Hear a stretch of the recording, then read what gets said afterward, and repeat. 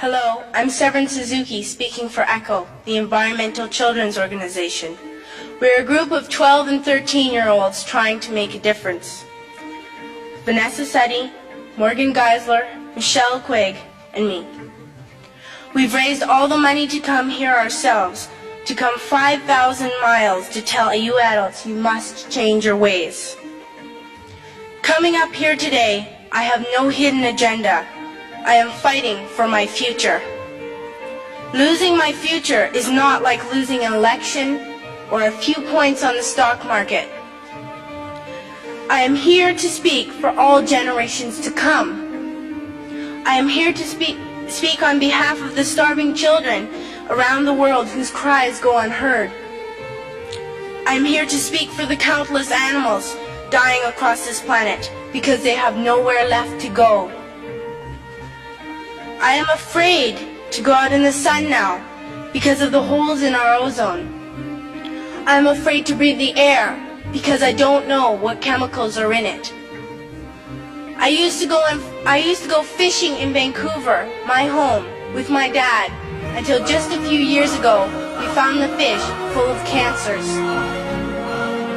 And now we hear of animals and plants going extinct, every day vanishing forever. In my life, I have dreamt of seeing the great herds of wild animals, jungles and rainforests full of birds and butterflies.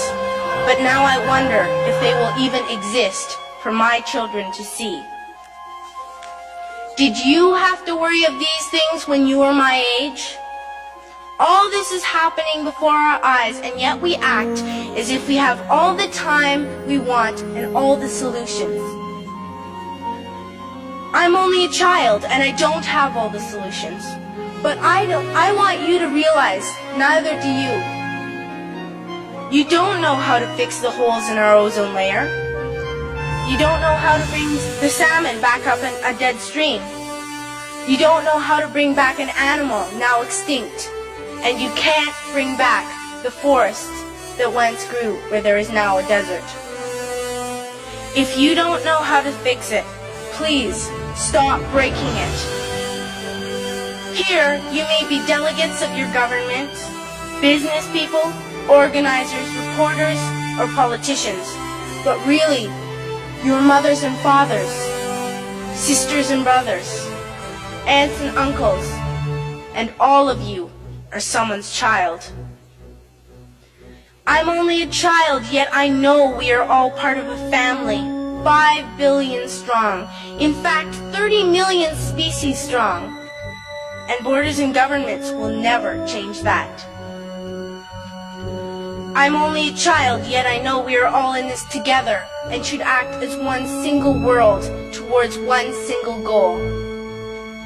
In my anger, I am not blind, and in my fear, I am not afraid of telling the world how I feel.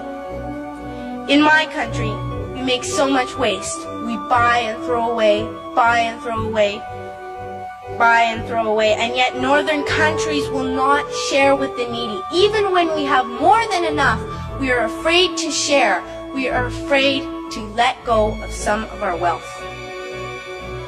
In Canada, we live the privileged life, with plenty of food, water, and shelter. We have watches, bicycles, computers, and television sets. The list could go on for 2 days. 2 days ago here in Brazil, we were shocked when we spent time with some children living on the streets. This is what one child told us. I wish I was rich. And if I were, I would give all the street children food, clothes, medicines, shelter, and love and affection.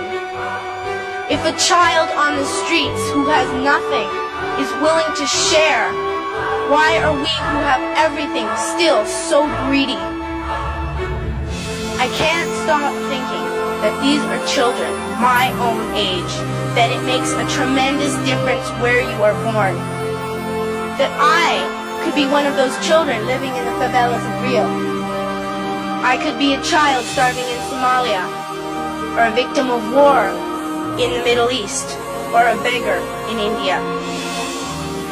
I am only a child, yet I know if all the money spent on war was spent on finding environmental answers, ending poverty, and finding treaties, what a wonderful place this earth would be. At school, even in kindergarten, you teach us how to behave in the world. You teach us not to fight with others, to work things out, to respect others, to clean up our mess, not to hurt other creatures, to share, not be greedy. Then why do you go out and do the things you tell us not to do? Do not forget why you are attending these conferences, who you're doing this for. We are your own children. You are deciding what kind of a world we are growing up in. Parents should be able to comfort their children by saying, everything's going to be all right. It's not the end of the world, and we're doing the best we can. But I don't think you can say that to us anymore. Are we even on your list of priorities? My dad always says, you are what you do, not what you say. Well, what you do makes me cry at night. You grown-ups say you love us, but I challenge you, please, make your actions reflect your words.